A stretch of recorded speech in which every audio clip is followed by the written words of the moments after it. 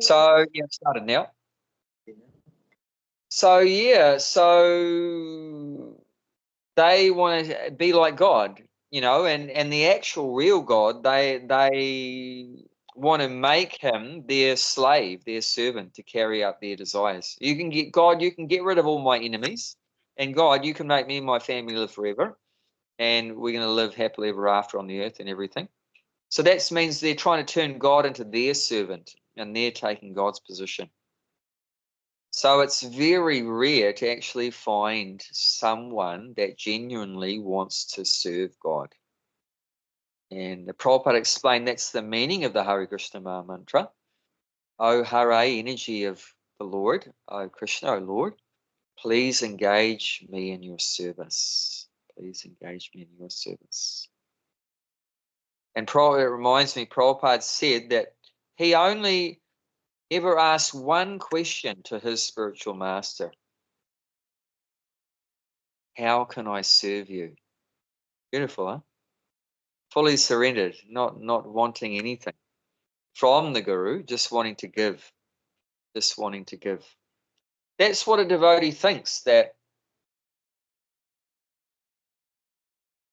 Krishna is the Supreme Father of everyone. His position as Father is to give us all of our necessities of life. And because he's in everyone's heart, he knows exactly what we need, when we need, how much we need, and everything like that. So there's no need to ask him for anything, really, because he already knows what we need.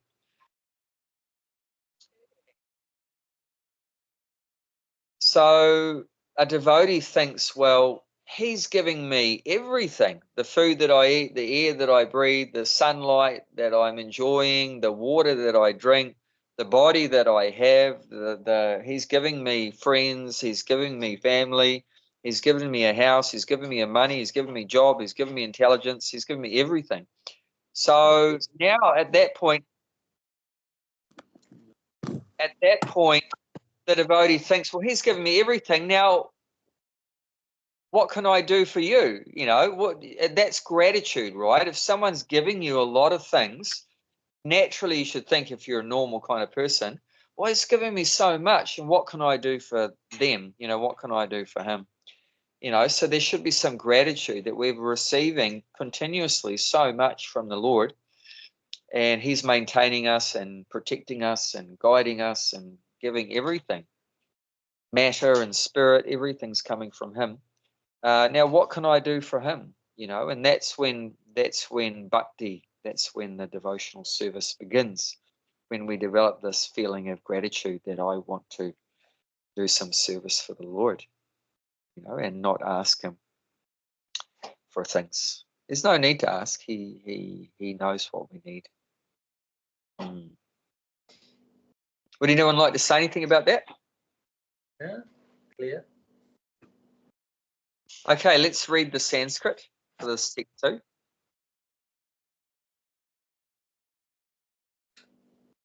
Rajavidya Rajaguyam Rajavidya Rajaguyam Pavitram Idam Uttamam Pavitram Idam Uttamam Pratyaksha Dharmyam Praktaksha Vagamam Dharmya Susukam Kartum Avyayam Susukham Kartum Avyam. This knowledge is the king of education, the most secret of all secret. It is the purest knowledge, and because it gives direct perception of the self by realization, it is the perfection of religion.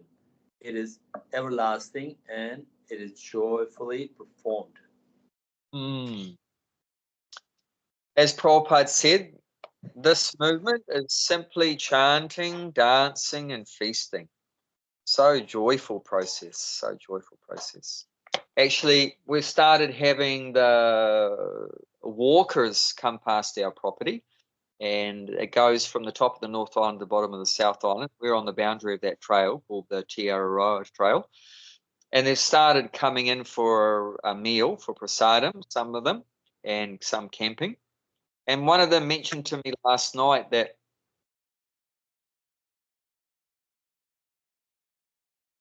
I saw for many years when I was in Auckland, I saw Hare Krishnas chanting and dancing on a Friday night on Queen Street there. And he said it was so refreshing and uplifting to see people genuinely so happy. And it sort of uplifted everyone there, seeing these Hare Krishnas so happily singing and dancing on the street.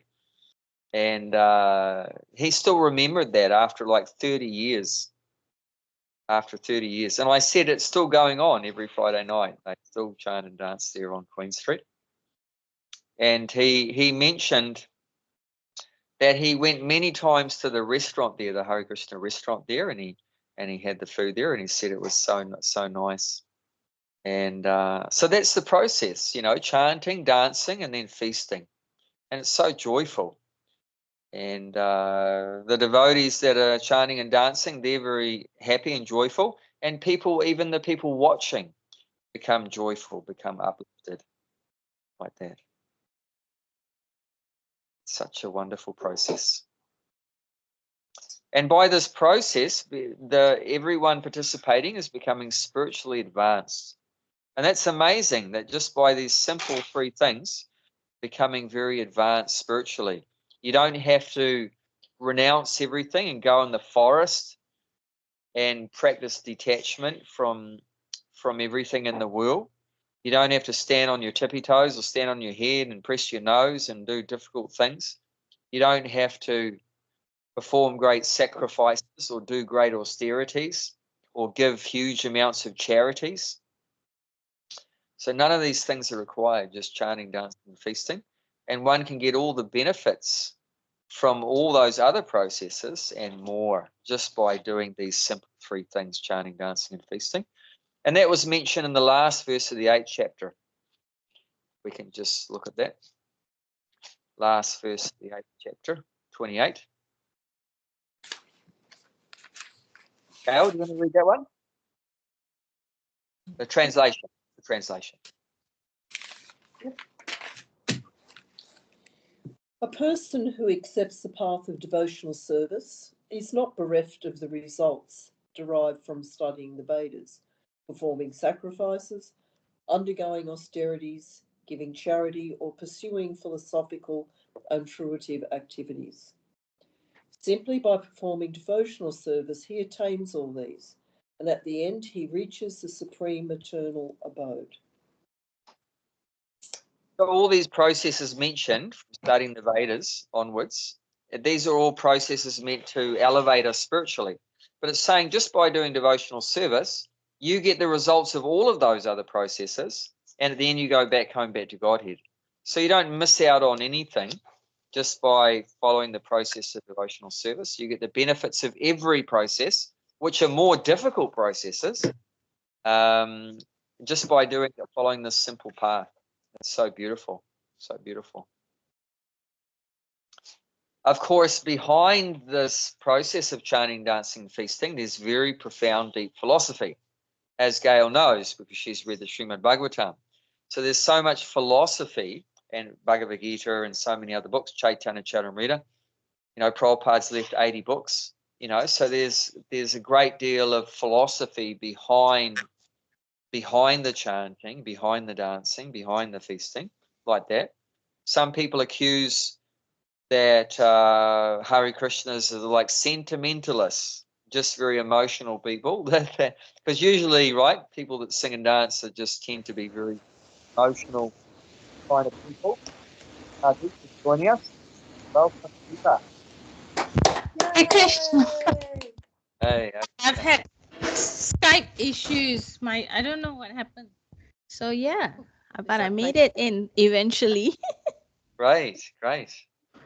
Oh my Yay, God. welcome home, Deepa. Oh wow, Gail's there. Well done. Yay, hi. There you are. Okay. For a moment, I don't know. I thought that was Bhakti Mala. Didn't expect you, Gail. You look like younger now. Younger. Yeah, Bhakti Mala said she couldn't make it today. Yeah. Apologies, but she I said, wondered if the class would be on today because yeah, isn't it day after that you start making tracks to? yeah, well, I'll make tracks down to Auckland tomorrow and then fly out the next morning. So yeah, okay. send. How exciting. And And were you staying with Gail or staying with Gulshan? No. Yeah, yeah, I'm going in between. I'm bouncing around between Gulshan and Gail. G1 and G2. Yeah. GG. 2G. But first The of all, 2G Tosha, network. Yeah, not 5G network, 2G network. yeah, Okay. we don't stay with 5G around here. But yeah, we'll spend a couple of days with Toshan in Woi Woi, Central Coast, and then come up to Newcastle on Monday. That's the plan. Yeah, no, that's wonderful. Looking forward. Yeah, likewise. Yeah. Yeah. Yes, Sorry so for interrupting the class now. Yeah, let's continue. Yeah. it's become more fun because we've got another person now. Actually, that's the process recommended for Kali Yuga is hearing and chanting about Krishna in congregation, in a group, not just by oneself. And that's called Hari Nama Sankirtan. So that's the Yuga Dharma. That means the Dharma means like the spiritual process, the occupation recommended for this age, which is called Yuga. So that's the Yuga Dharma. So for Kali Yuga, it's this Hari Nam Sankirtan. So that means chanting God's names. Hari is the name of God. Chanting and Nama is name. Sankirtan means chanting, and San means together. So Kirtan is chanting, and put a San in front means together. So chanting in a group. And that's so now we've got one more in the group. So that's great. That's Krishna will be more pleased. He's pleased if one person does some service, and he's more pleased if 2 people do it. And he's even more pleased if 3 people do it. And if 100 or 1,000, or like if you go to Mayapur, as Deepa went to Mayapur, That's then you've so got amazing. 10,000, 20,000 people and chanting together in a room. Do you remember how that felt like, Deepa, when you've got 10,000 people chanting together at one time? That is just so amazing. You know, where we stayed was right next, and even before we got there, you can already hear it, and that was already enough. It was already like it just got us out of bed and just floated us into the room. It was amazing. Yeah. Feet just lift off the ground even without thinking about it. It's just so amazing atmosphere. Imagine you had 10 children. Sounds like a lot of stress, right? But obviously the parents love their kids. Imagine the 10 kids had left home, right? Imagine one comes back. You'd be happy, right? You'd be so happy. And what if 2 people came back? 2 of the children came back. You'd be more happy. 3 came back, 4, 5, 6, 7. So the more that get together to come back to their Father, the Supreme Father, then he becomes more happy. And when you take up the chain, it's like this means you're calling out to come back. You're calling out to come back home. It's realizing that we've suffered in the material world. We've had enough. We don't want to try and enjoy anymore without God. We want to come back. So Hare Krishna, Krishna Krishna, Hare Hare, Hare Rama, Rama Rama, Hare Hare. So the more do that, the more of Krishna's children get together and singing his glories, then the more pleased he is. So this is the process. Jayanti's saying in today's world, maybe the parents wouldn't want their children coming back. But Krishna's not that kind of parent. He always loves his children unconditionally. It doesn't matter what rat bag that we've become, but he loves us unconditionally. Loves us unconditionally, yeah. Actually, the soul is always pure. It's only we're covered by so many layers of rubbish. And it's this layers of rubbish that don't look very attractive. You know, lust, greed, anger, envy, pride, and all that kind of stuff. But deep down below that, the pure soul is there, and the pure soul is never contaminated. The pure soul's never contaminated. So deep down, every soul has a loving relationship with Krishna. It's just temporarily covered over by Maya. So Krishna sees that pure soul. He doesn't just see all the coverings of rubbish like that. And he's given us the process of how to remove all those coverings, and that's especially by this coming together and chanting. Didn't we notice that, like back in the days when there was the Friday fest at the Bhakti Tree, when you got 100 Aussies and whoever they were, Indians, Aussies, whatever, Kiwis, you know, one or two Kiwis there. Then wasn't it so uplifting and so joyful, and so many people told me this is the best day of my week. Yeah, it was.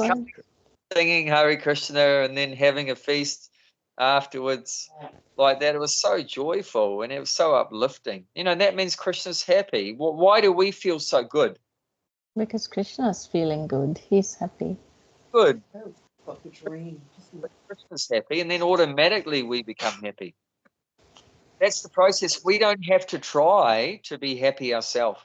We just try to make Krishna happy, and then automatically, because we're part and parcel of Krishna, then automatically we become happy. Actually, as long as we try to be happy, and in my experience anyway, as long as we try to be happy, we're never happy. I don't know if anyone else has had the same experience, but as soon as we forget about trying to be happy and just put aside our own, you know, desires and hopes and everything and try to make Krishna happy, then automatically, you know, become. So yeah, what we're reading from, Deepa, is the 9th chapter of Bhagavad Gita, text number 2, and we're just going to start the purport. 9. But did anyone want to say anything about what we've just been talking about? All good? Me. Okay. Gail, do you want to say Oh, I was just going to say, we just plant the seed, if it's not already growing in your brain, something? that hopefully we'll be having some more joyous get-togethers while you're here. Oh, that would be so awesome. Can we, Gochan, can we get all that crowd back, Gochan? Come on. I know Bob and his sister Helen Oh, yeah? are obviously, Bob and his sister Helen would like that too. And Wonderful. obviously, you know, Bhakti Mala and Mahabhadra and all of us. We team there, but like we gotta be just a handful of people, because Yeah. those people, those who come in back in 2018, we don't have No, any no, database for that. no.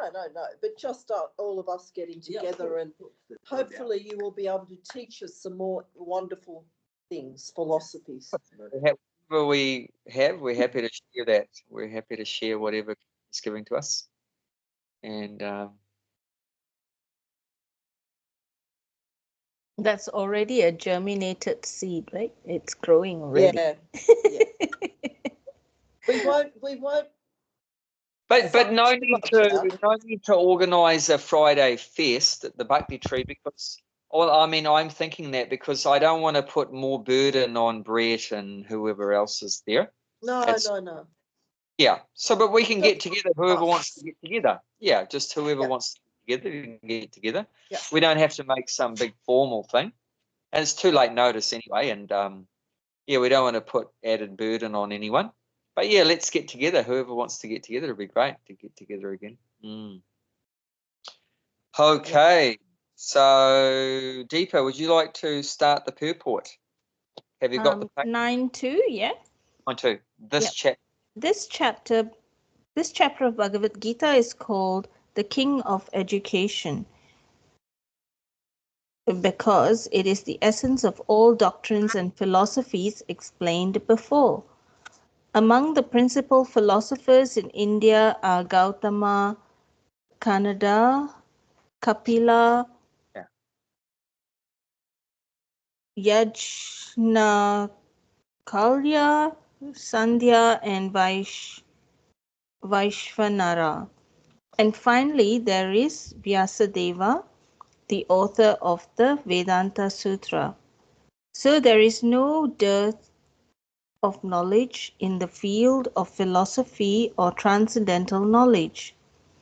Now the Lord says that this 9th chapter is the king of all such knowledge, the essence of all knowledge that can be derived from the study of the Vedas and different kinds of philosophy.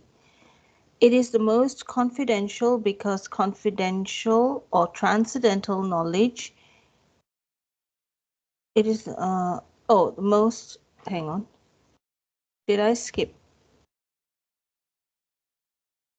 Because confidential or transcendental knowledge involves understanding difference between the soul and the body, and the king of all confidential knowledge culminates in devotional service. Generally, people are not educated in this confidential knowledge. They are educated in external knowledge. As far as ordinary education is concerned, people are involved with so many departments: politics, sociology, physics, chemistry, mathematics, astronomy, engineering, etc. There are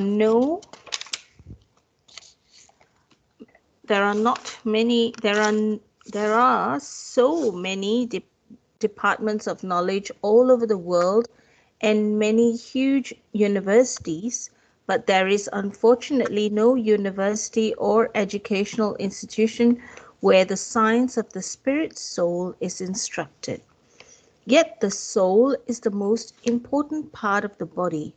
Without the presence of the soul, the body has no value. Still, people are placing great stress on the bodily necessities of life, not caring for the vital soul. Yeah, let's stop there for now. That's good. Okay. Yeah, so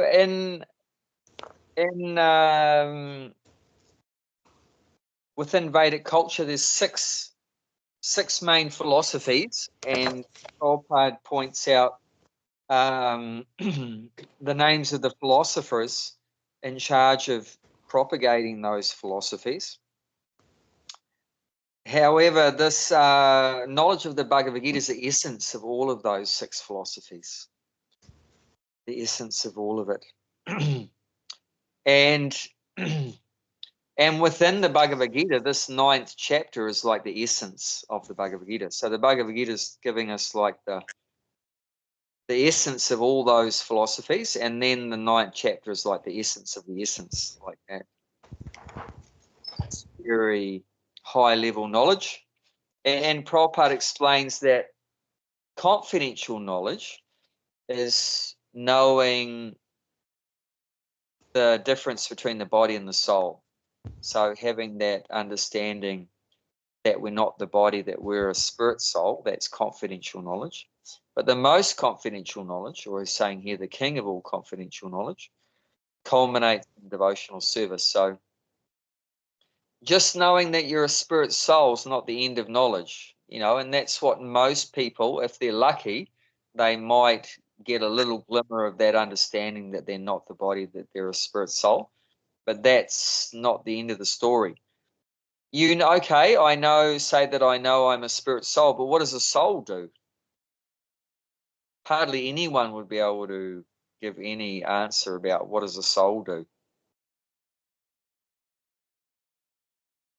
It doesn't just float around in space. Some people think that if you get liberation if the soul gets liberated from the material, it just like floats around in nothing. And Buddhism, the goal of the philosophy in Buddhism is nirvana, which means basically to become nothing. So that's their idea, that when you get out of the body, you become nothing. And if you're a follower of Shankaracharya, then the propagator of Mayavadi philosophy, then the idea was that you become one with everything. You merge and become one with everything. But Buddha was a Krishna too. So at that time, Yeah. how come the Krishna gave it that different knowledge than now? It's according to time, place, and circumstances. So at that particular time, 2,500 years ago, people were very materialistic, and they were big on performing animal sacrifices. So they had, and they used the Vedas as an evidence that that was okay to do that, because in the Vedas it's mentioned in some sections that animal sacrifices could be performed. But actually, they used those animal sacrifices according to their own whimsical interests, because in the actual Vedas it's mentioned that when the animal was killed, the Brahmanas would chant special mantras that would bring the animal back to life in a new body. So the old animal, a cow or a horse, would be killed. After the mantras are chanted, a young cow or horse would come back to life, new body, so that the result of that was that you're not eating the animal because you brought it back to life. You're not eating it. But what happened as time went on, coming into Kali Yuga 2,500 years ago, that the Brahmanas didn't have the purity anymore to bring the animals back to life. So you kill the animal in the sacrifice and it doesn't come back to life, it's dead. So what are you going to do with a dead animal? Well, I guess we should just eat it. So there was a lot of eating of animals, sacrificed animals going. So Buddha, who is the Lord himself, the most compassionate of all personalities, he felt sad that all these animals are being slaughtered in the name of the Vedas. So he came in, as Gautama Buddha and said, this Vedas is a load of rubbish. It's a load of rubbish. Don't follow the Vedas, follow me. And I tell you to follow ahimsa, which means non-violence. So practice non-violence. So what God was trying to do is get people away from killing animals and get them to be a decent human being, to be, not killing and become more compassionate and everything. So he taught principles like compassion and non-violence. He didn't teach about God because people weren't ready for that. If someone's an animalistic barbarian, then you can't really talk to them about, Krishna's playing a flute, dancing with the gopis and everything like that. That's too high level knowledge. You need to start with, thou shalt not kill, thou shalt not commit adultery, love thy neighbor, just like Christianity, right? Real basic stuff, trying to get us to be a decent human being. And then from there, you progress next step. So then after Buddha came 2,500 years ago, about 2,000 years ago, I'm not exactly sure whether it's 2,000. But anyway, it's after Buddha came, then Shankaracharya came and he brought the Vedas back in, but with the understanding that God is not a person. He doesn't have a form. He's just an energy everywhere called Brahman. So he's bringing people the next step up. First of all, get them to stop killing. And then next step is get them to accept there's a God. But they're not ready yet to understand that God is a person. So like that. And then after Shankaracharya, then bring in God as a person. It has a spiritual form and everything. You got the Vaishnava Acharyas came in. Madhvacharya, Ramanujacharya, like that. Nimbakacharya, Vishnu Swami. Those are some of the Vaishnava Acharyas. And then finally, Chaitanya Mahaprabhu came 500 years ago and is giving us the ultimate philosophy that we are simultaneously one with God and different to God at the same time. So how does that work? We're the same as God in what way? How we Essence. In The quality. essence. Yeah. In quality. and quality. So God is eternal, we are eternal. God is by nature conscious and we are conscious. And God is by nature happy, blissful, and we are also happy, blissful by nature. But the difference, how are we different from God? Different in? The Quantity. quantity. He is very great, like an ocean, and we're just like a drop of water. Or he's like the sun, and we're a ray of sunshine, like that. So we're just a tiny particle. of him. Therefore, we can get covered by Maya, and he can't. You know, so we're very tiny, so we can get covered by Maya temporarily, like that. So Chaitanya Mahaprabhu's, you know, step by step, the souls can be elevated like that, but not all of a sudden. So that's what it seems funny, that why would God teach people that there's no God? So he was actually cheating the people, because that's their how low they were. They needed to be cheated. They needed to be cheated because they were so barbaric. Because if we follow the 5,000 years Krishna, not the 2,000 years the Buddha, like we have to follow that 5,000 years ago the Krishna, not the 2,500 years ago Buddha. If you follow that, then it's gonna be conflict. Of course, because he's teaching atheistic philosophy. So although we accept Buddha as an incarnation of Krishna, but we don't follow his philosophy.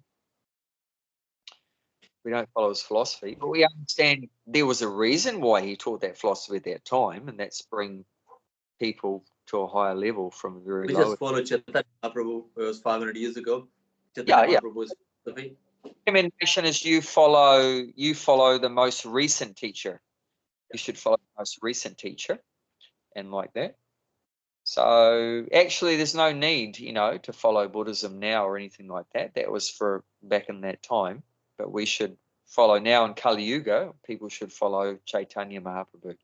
He is the incarnation for this age.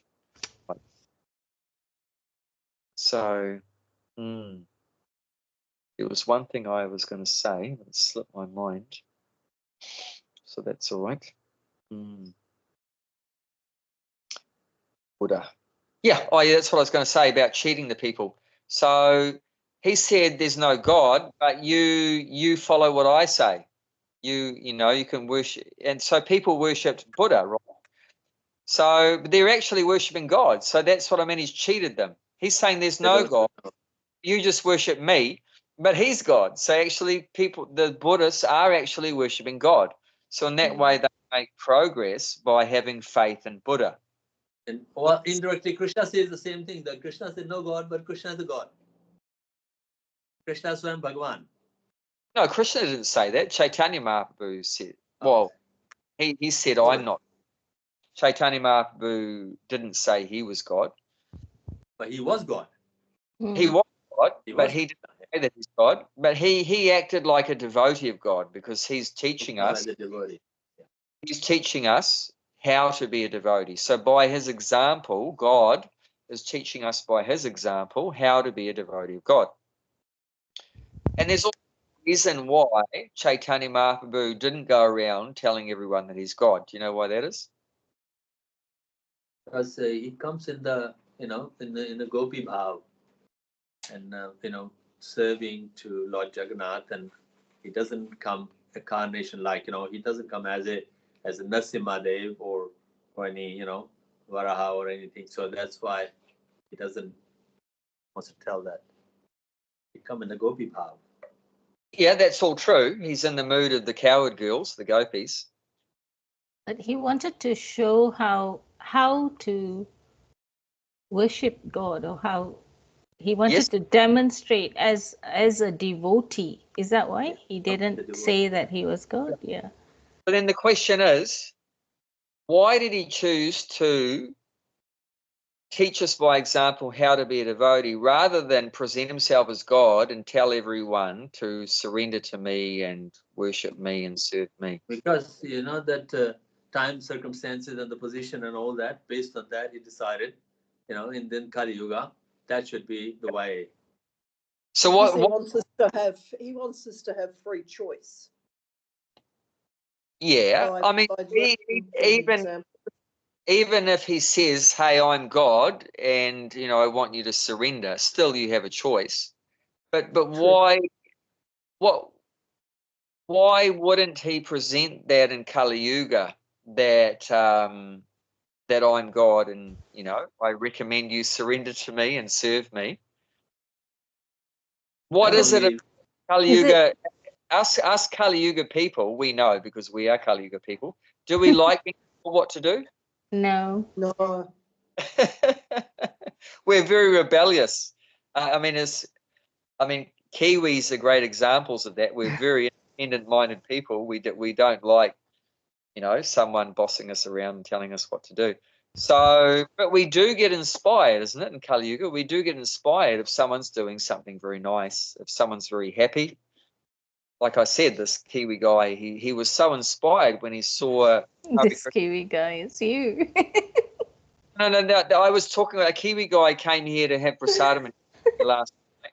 Before you joined, I was saying that he came to camp here and he said he used to see Hare Krishnas chanting on the streets of New Zealand, and he was so inspired that they were such happy people.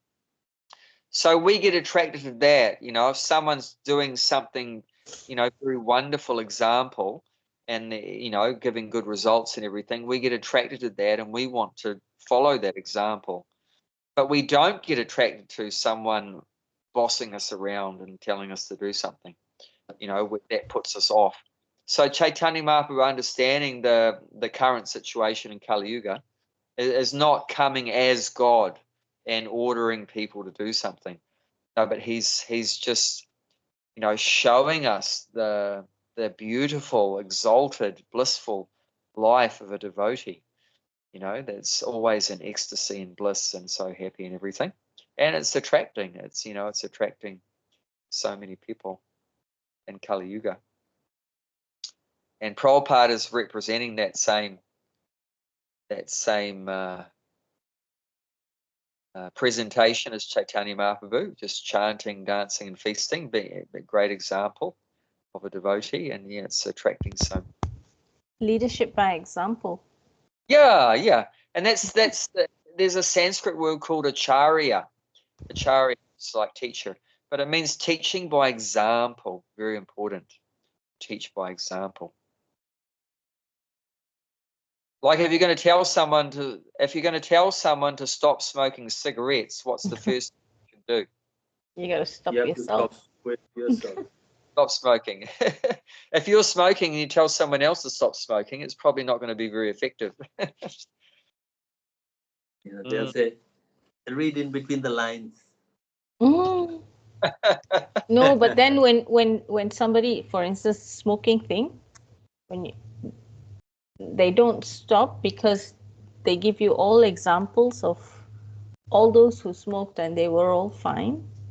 Yeah. So then Krishna or God has to give another spanner. My husband is the example. Your husband is your God.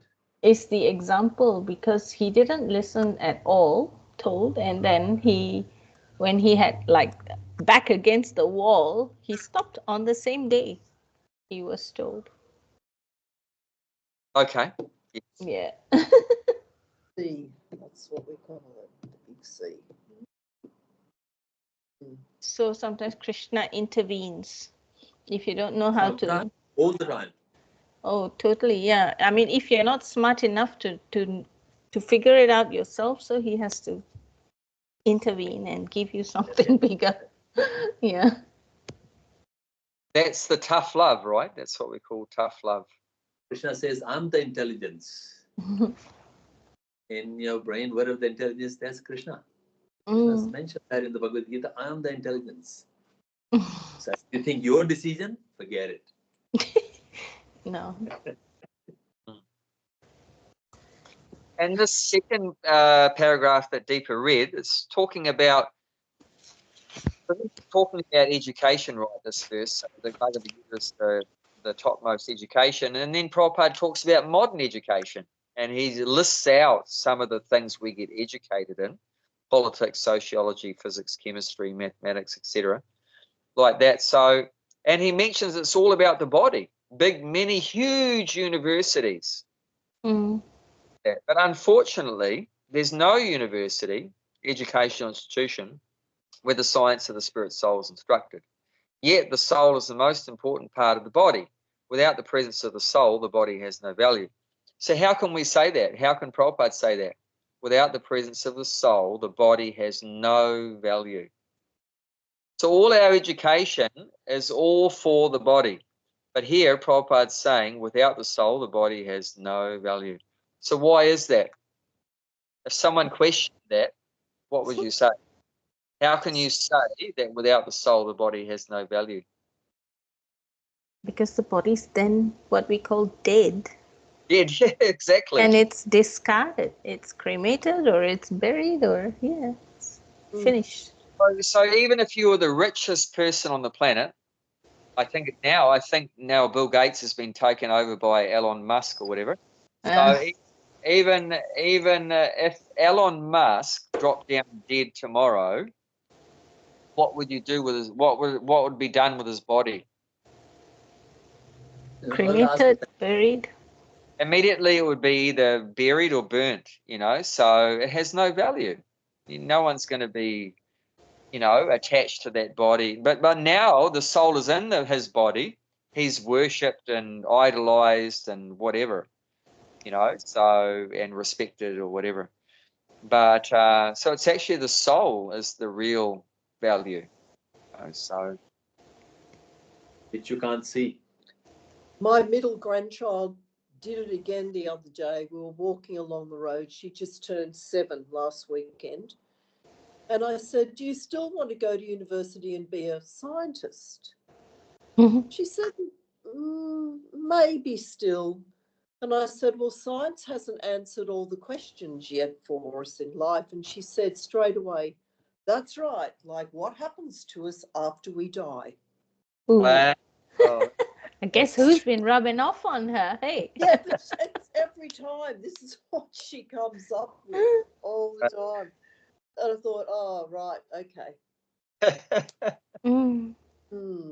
She could have said many, many things, I guess, although just turning 7, I thought that was a bit of an interesting philosophy or philosophical understand, point. Definitely learn that at school, right? They're never going to talk about those things at school. So she's probably learned it from you outside of the school. But that's a criticism Prabhupada has of the modern educational system, that they don't teach about the soul. What to speak of teaching about God, which is the next level, but they don't even talk about the soul, So that's a critical lacking in the education system.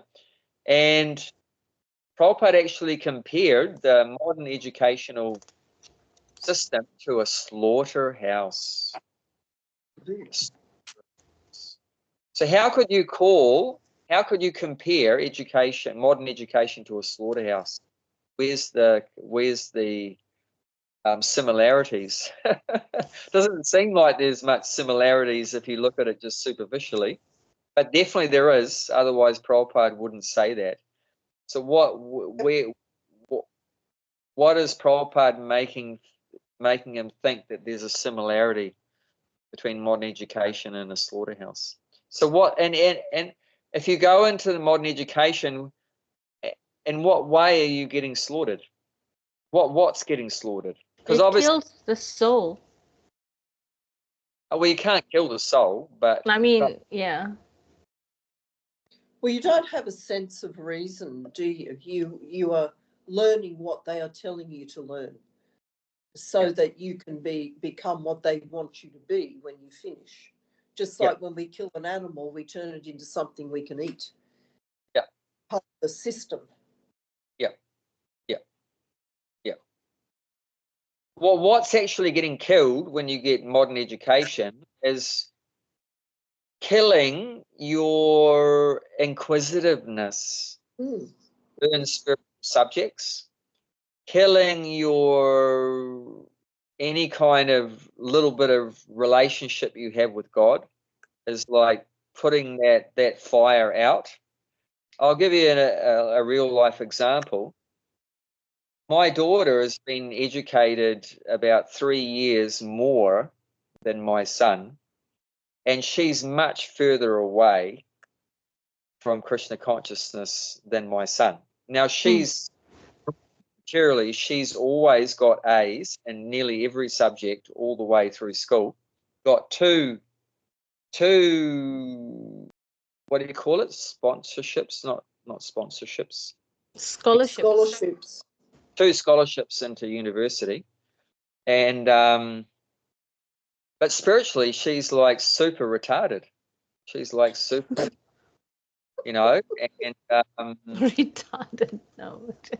no, that's she's been her interest in spirituality and everything is just completely put out by that. But what is she being taught? You know, that it all began from a big bang, not from God, from a big bang. So it's all just, you know, chance and, you know, chance material combinations. There's only matter, no spiritual aspect, and that we all evolved from monkeys and everything like that. So there's no soul there, no God, nothing like that. So the more we get educated, the more. If You know, she lives with you reckon she'll be more Krishna conscious? of course, you know, because it's all association. Everything is to do with association. That's the most important thing, is association. Yeah, that's so important. There's a saying, right? If you associate with a saint, you'll become a saint. If you associate with a drunkard, you'll become a drunkard. So it's exactly to do with association. So if you associate with very materialistic people propagating materialistic ideas for sense gratification. If I associate with a guile, then I'll become a guile? No, but it's like... Oh, you said the other night. Sidetrack. Look. Sorry. No, it's okay. But how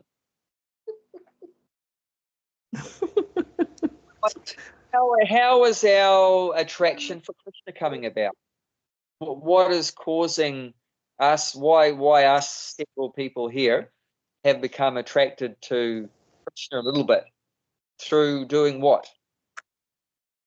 Associating, chanting, Through even being inquisitive. Yeah. And being humble enough to be inquisitive and believe there's some other purpose, greater being. But that attraction is coming about by hearing from the devotees about.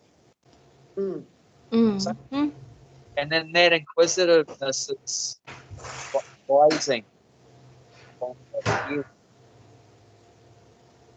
Well, I watched a battle of the giants yesterday afternoon. I was standing by a hospital bed with somebody who's dying, and I've been telling people for 2 months they were dying because I've seen it before. And I was watching a solicitor, son of the dying man, and a young female doctor battling over the doctor wants to make the person comfortable as they end life, and the son wants them to do everything they can to keep him alive. This person that weighs 40 kilos and is dying. So I was there watching this going. Nobody mentioned one single thing about comforting him in his understanding of death and what comes next. Yeah. It was just the physical body. We want to do everything to keep it alive, and the other doctors saying we want to help him be comfortable. Yeah, but that's where your role's supposed to play. You have to step in. I couldn't step in, believe me. It was definitely a battle of wits going on, and who am I? But yeah, it was quite remarkable, a remarkable thing to witness. Yeah, the entire state is just completely centered around the body. There's nothing beyond. That's right. Nothing else beyond the body.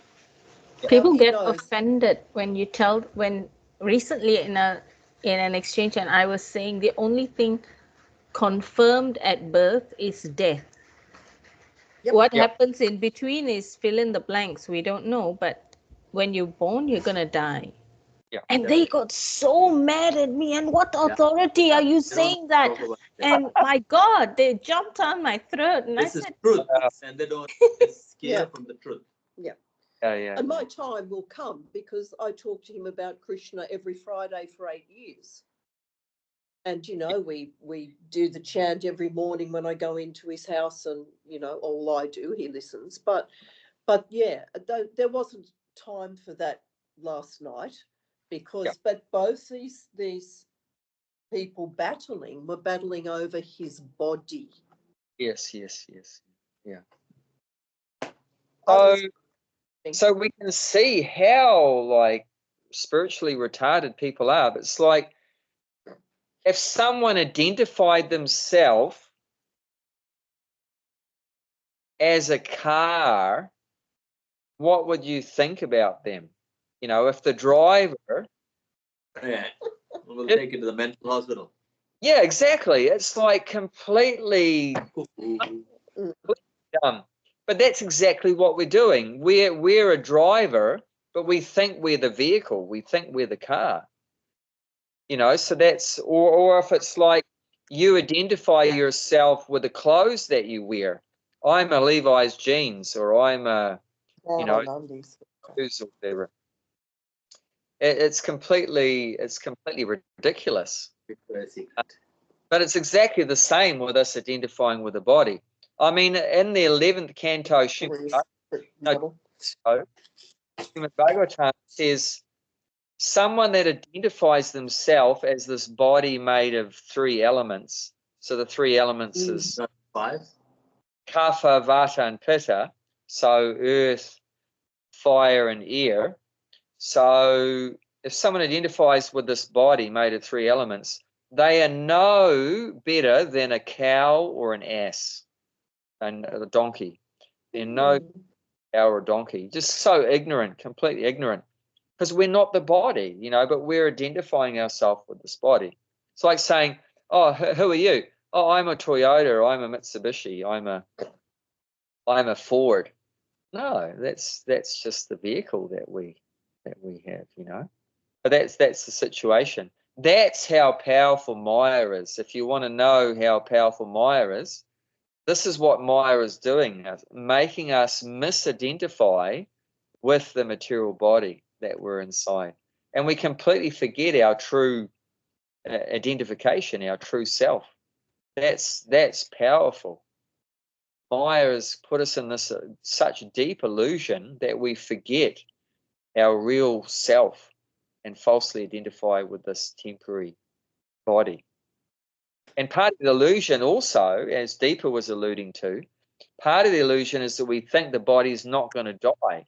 But we all know that it is, and yet we can't see that. We can't see that. And one time in the Mahabharata, the Pandavas, while they were in exile, one time they were very thirsty and looking for water. And Bhima found water, and he was so thirsty, he just immediately wanted to drink. And a voice came out of the sky saying, before you drink, you have to answer my questions, otherwise you'll die. And he just ignored that, and he drank water, and he died. And then the other brothers came one by one, and they also, same thing. The voice said, you know, answer my questions before you drink it, but they ignored it, and then they died. So they got all the other 4 brothers are like dead beside the water. And finally, Yudhisthira comes looking for where his brothers didn't return, and he found them all dead there beside the water. And then this unembodied voice said, you know, you got to answer my questions. But I mean, Yudhisthira is very intelligent, and very humble also. So he did it. He followed his, you know, instruction. So he didn't drink. And then one of the questions, it was actually that lake was controlled by a being called a yaksha. So yaksha is like a very powerful higher being, and they are normally followers of Kuvera, the treasure of the demigods. But they're sort of ghostly kind of entities and things like that, but they're very powerful. And so this yaksha was, well, actually, so he was playing the role of a yaksha, but actually it was Yamaraj. It was actually the Lord of Death, who happens to be the father of Yudhisthira. So it was actually Yamaraj playing the role of a yaksha, a ghostly being, but he was testing the Pandavas. So one of the questions he asked, in this world, what is the most wonderful thing? Most wonderful thing. What would you say? Most wonderful things. So anyway, while you think about that, Yudhisthira said, the most wonderful thing is that although I see so many beings around me dying at every moment, humans, animals, birds, plants. I mean, this morning I found a dead bird and I buried it. There's death is taking place, at every moment. So the wonderful thing is that although I see death taking place around me at every moment, still I think that I will never die. Ooh. That's the power of Maya.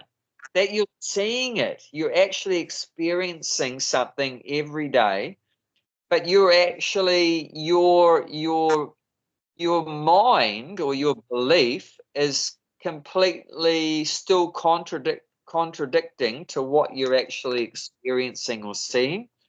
So that's the force of the illusion in our mind, that our mind will not accept even what we're seeing or experiencing daily, but our mind will not accept it. And that's Maya is completely controlling our mind, That's victimizing. why every 2 weeks, I just go sit down in the cemetery for 15, 20 minutes. Oh, you should have been Buddhist. That's what the Buddhists do. No, it's like that answer all the questions. Yes, I'm gonna be here anyway. So that's the truth. House, car, whatever's there, Yeah. I gotta be end up there. All the people are sleeping. They don't care about the interest rate, and they don't care about the everyday crisis. Nothing. They don't care about the rental crisis. Nothing. What a beautiful sleep they have in there. And across the road, the people, they can't go to the cemetery. Do you know why? Why? You know why? Because they're not dead yet. Yeah. One day they will. That realization, if we can have that realization, that accepting that yes, the body is going to die, the benefit of that realization is that through realizing that my own death is coming up of this body, that can make us more serious about our spiritual practice. So that's very important, to have that understanding that death is coming, not to be because then what do people normally say? Oh, I'll get serious about spiritual life when I get older. What happens if you die now? Yeah, I mean, you could die any second. So we can stop putting it off. So that means we're not serious about spiritual life, and because we think we're never going to die, so that's why we keep putting it off. But as soon as we think we are going to die, then we become serious. And what's a good example? Who's a good example of that? The Parikshit Maharaj in the Srimad Bhagavatam. As soon as he heard that he's going to die in he 7 was very lucky. He knew that he died in 7 days. He Exactly. can't be that lucky. It'd be awesome. Nobody knows about the death, but he was so lucky. He knew 7 days he's going to die. Yeah, but you see what that did to his, become really serious about hearing and chanting, spiritual practice.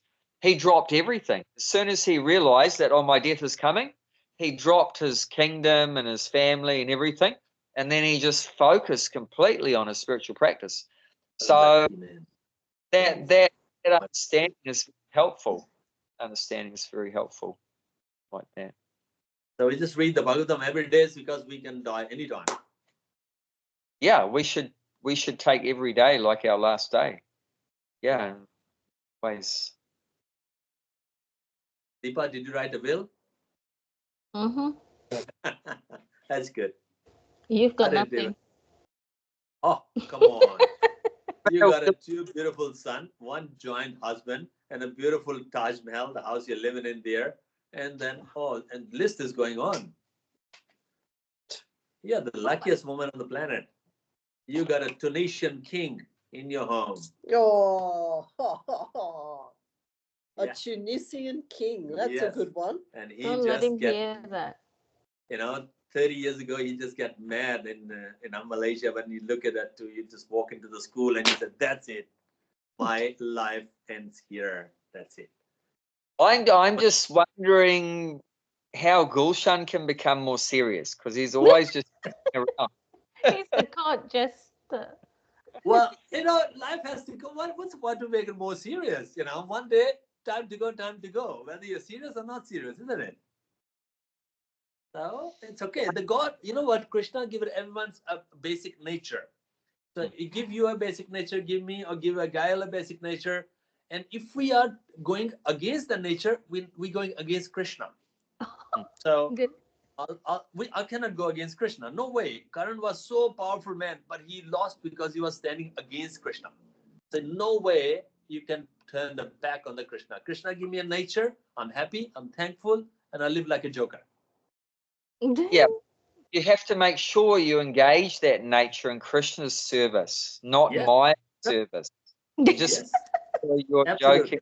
Because in you as well, part and parcel of Krishna is there. If I hate you, Gael, or anyone, it means I'm hate Krishna. I can't. I have to be in love with everyone. Gail shut her ears right now. No. She don't want to look at me because I'm good looking, Okay. and she gets covered by the Maya. Okay, let's Okay. get back on track. Get serious. Hey, Bill, you want to read the Let's read. paragraph? Who's reading? Boy. Goshen, are you reading or who's reading? No. This is the lady. Oh, I'm a lady. Ah. Okay. Go away. Yeah. Come on, girlfriend. The Bhagavad Gita, especially this the one. The Bhagavad very Gita, beginning. especially from Mm. no, not Yep. very beginning.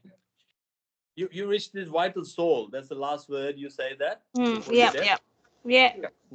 The Bhagavad Gita, especially from the 2nd chapter on stresses the importance of the soul. In the very beginning, the Lord says that this body is perishable, and that the soul is not perishable. Anta Vedanta Imdaha Nityananda. That is the confidential part of knowledge.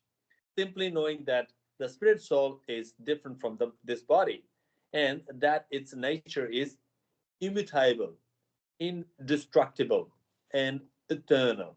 But that gives no positive information about the soul.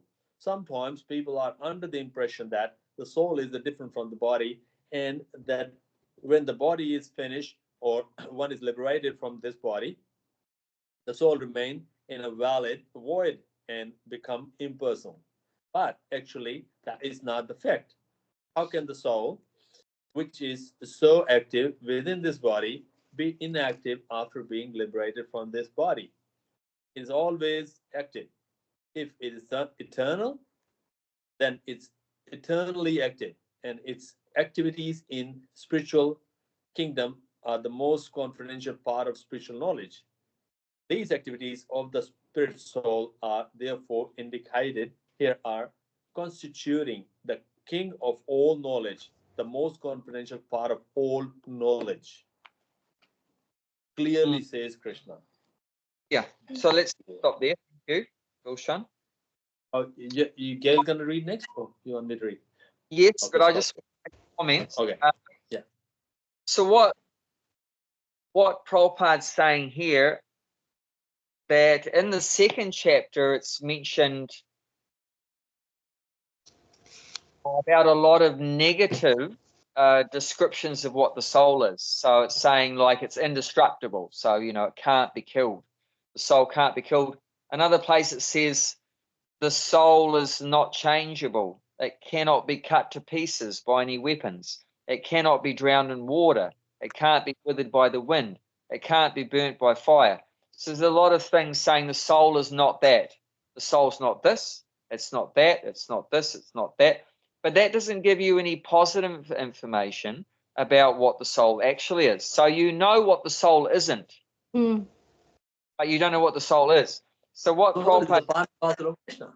so what Prabhupada's point he's taking from there is that, so people have heard about, well, the soul's not this, it's not that, and then they've speculated that the soul just like floats around in a void.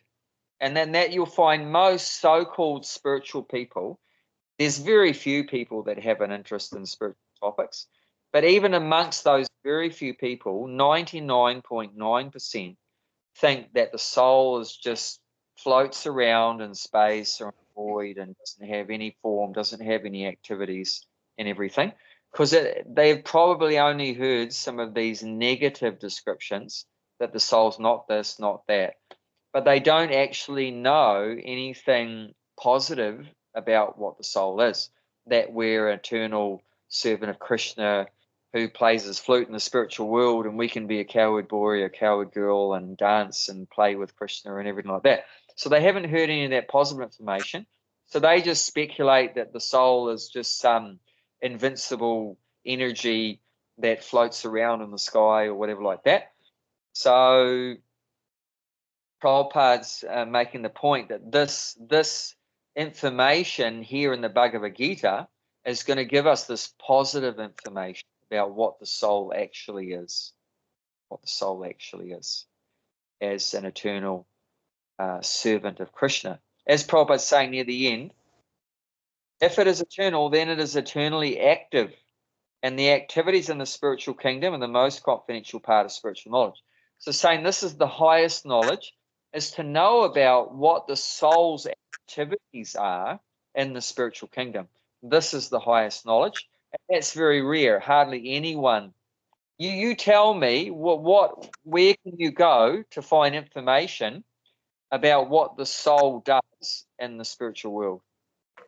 Only at ISKCON and Mayapur. Yeah, pretty much only. You can't get any university degree or anything, any knowledge for any, you go to Harvard University, you won't get this knowledge.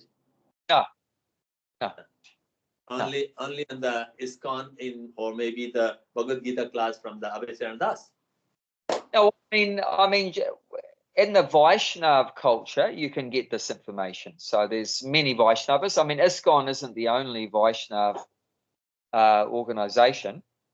So there's many Vaishnavas. So they give this information. And like Prabhupada said, we can tell you what God's name is, we can tell you what God's address is. We can tell you, what he eats, how he dresses, who his friends are. It means there's so much detailed information about the real life in the spiritual world. Where Even else? The pastime God, you can tell that. Pastime, Yeah. You can everything, Yep. And then ultimately that we can also enter into those pastimes and we can take part in those pastimes in the spiritual world with God. Okay, Gail, do you want to read on?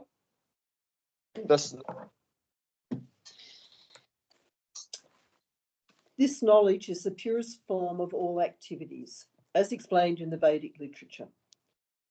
In the Padma Purana, man's sinful activities have been analysed and are shown to be the results of sin after sin. Those who are engaged in fruitive activities are entangled in different stages and forms of sinful reactions. For instance, when the seed of a particular tree is sown, the tree does not appear immediately to grow. It takes some time. It is first a small sprouting plant, then it assumes the form of a tree, then it flowers and bears fruit, and when it is complete, the flowers and fruits are enjoyed by persons who have sown the seeds of the tree. Similarly, a man performs a sinful act, and like a seed, it takes time to fructify. There are different stages. The sinful action may have already stopped within the individual, but the results or the fruit of that sinful action are still to be enjoyed. There are sins which are still in the form of a seed, and there are others which are already fructified and are giving us fruit, which we are enjoying as distress and pain. Well, there's that smoking thing, isn't it? What's that? Smoke and smoke. Yeah. That just describes the smoking or the alcoholism or drug addiction. Yes. Yeah. That's a good example. As explained in the 28th verse of the 7th chapter, a person who has completely ended the reaction of all sinful activities and who is fully engaged in pious activities, being free from the duality of this material world, becomes engaged in devotional service to the Supreme Personality of Godhead, Krishna. In other words, those who are actually engaged in the devotional service of the Supreme Lord are already free from all reactions. This statement is confirmed in the Padma Purana. Apradaha. Don't want to skip that. By the time you finish this, it'll become a Christmas. Okay. Gulshan, you're always doing the same, Gulshan. You should stop reciting. I'm a last line person. For those who are engaged in the devotional service of the Supreme Personality of Godhead, all sinful reactions, whether fructified in the stock or in the form of a seed, gradually vanish. Therefore, the purifying potency of devotional service is very strong, and it is called Pavitram Atman, the purest. Sorry? Uttama means... It's not a uttapam in the South Indian dish. It's got a uttamam. There's a difference. Spelling mistake. Okay, keep continuing. No mistake. So how do I pronounce it? Uttamam, not uttapam. Uttamam means transcendental. Yes. Tamas means this material world or darkness, and uttamam means that which is transcendental to material activities. Devotional activities are never to be considered material, although sometimes it appears that devotees are engaged just like ordinary men. One who can see and is familiar with devotional service will know that they are not material activities. They are all spiritual and devotional, uncontaminated by the material modes of nature. You want me to continue that? Stop it. So that's like you explaining to us that the washing the dishes and the pots as being a wonderful devotional service to Krishna. Yeah. Well, like Cleaning the heart at the same time. Yeah.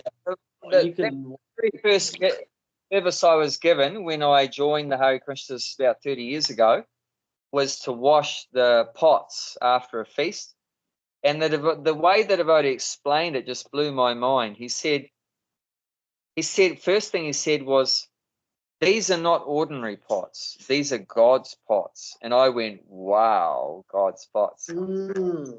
He said, when you clean the black off the bottom of the pots, you're cleaning the black. Krishna's cleaning the black from your heart. And I went, wow, let me at it. And then he turned on this really cool kirtan music in the background, and I was washing the pots. And normally, of course, I hate, kids hate washing pots. In that way, that Mahabhadra will be the cleanest person in the world. He's cleaning pots for last how many years? Yeah. He's very clean. It's amazing. He's just been so at service. No, it's just... She's very funny. She's just like, whenever she's around there, it's just she can't be serious. Can't be serious. He told me, he pointed to his kitchen and said I could go and wash the dishes. Well, I cook for Krishna. So, but the question is, why is Prabhupada bringing up, talking about sinful activities and reactions, and how is it related to this verse? Can anyone tell me?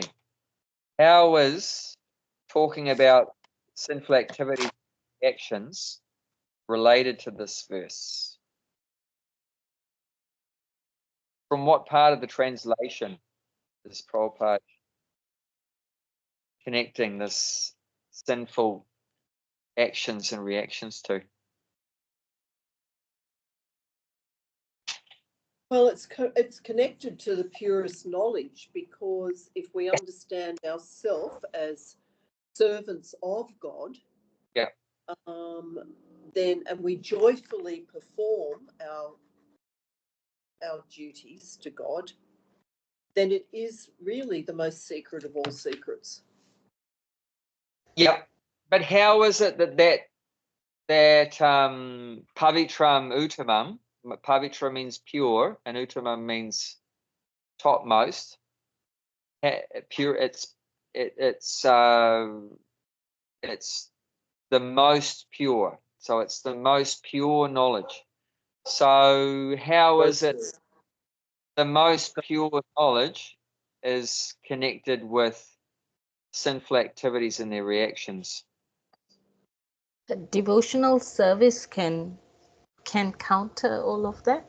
Yes. Ah, Devotional service is so pure that it can burn up all the sinful reactions, and not only burn up the sinful reactions, but burn up the desire to commit further sinful actions. There's a lot of processes called prayaschitta or atonement where you can burn up the sinful reactions. Like, for example, Prabhupada mentions in Christianity, you have confession. So the sinful Christian goes to the priest, on Sunday or whatever, and says, "Please forgive me, Father, for I have sinned." And he says, "Oh, you're forgiven, my son." And then you go away and do the same sinful things the next week and come back and do the same confession next week, week after week. And then Prabhupada talks about the Hindus. So the prostitute do her business, and then she'll jump in the Ganges, the sacred Ganges, to get free from her sinful reactions. And then she'll go back to her business, week after week and jump in the Ganges every week. So there are other ways of counteracting the sinful reactions, but what's not being sorted out is the desire to commit another sinful activity again is not being dealt with. So therefore you keep just going on the same cycle. Do the sinful activity, get a reaction, try to counteract it by doing an atonement process like that. So you're never getting anywhere. And the analogy is given of like an elephant taking a bath. An elephant cleans itself very nicely and jumping in the water and that. And then as soon as it comes out of the water, it picks up some dust and blows all over itself. So it's immediately dirty again. But the difference is with bhakti, it's so pure that not only it gets rid of the reaction, but it purifies your heart so that you don't desire to do any more sinful activities, and that no other process touches that. And bhakti is the only process that deals with that you lose the interest to commit sinful activities. may I please excuse myself because I have to go back to work. Yeah. Time's up. You think the work is more important than Bhagavad Gita? Is that what you think? That this is the most important thing that Get off in it. your life? This is the first hand knowledge, not the second hand. Your work is second hand, this is first hand. Most important to me is listening to your lectures. Not my lecture. Probably Abhay Prabhu's lecture. That's our time. If you're listening my lecture, you go Maya. Thank you. Thank you. Thank you very much. I will see you next week. See you soon. Anyway, Safe travel. Thank you Thanks very much. Okay. Thank you. Yeah, it's a long purport, so we'll continue Very it long. here in Newcastle. Oh yeah, we can continue next week in Newcastle, definitely. This is the beauty of service, that it can clean our heart of all these unwanted desires we have, which keep us in the material world. Because it's these sinful reactions that cause us to come back again and again, and another body, next, because of the reactions. Like this body now is a reaction to our sinful activities in our last life. Yeah. Maybe many lives. So it's a very intense process, but it's so powerful it can completely eradicate all the reactions and all the sinful activities also. And then immediately you've got no more sinful reactions, you're out of here. Then you're liberated. The only thing that keeps us coming back is the sinful reactions. As soon as that's gone, then you're out of here. You get liberated.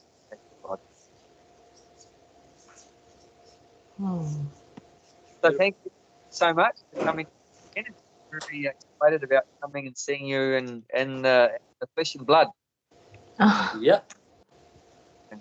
That would be wonderful. Looking forward to next week. Next week. Till then, and we'll see you soon. Thank you. Hare Hare Krishna. Krishna. See you.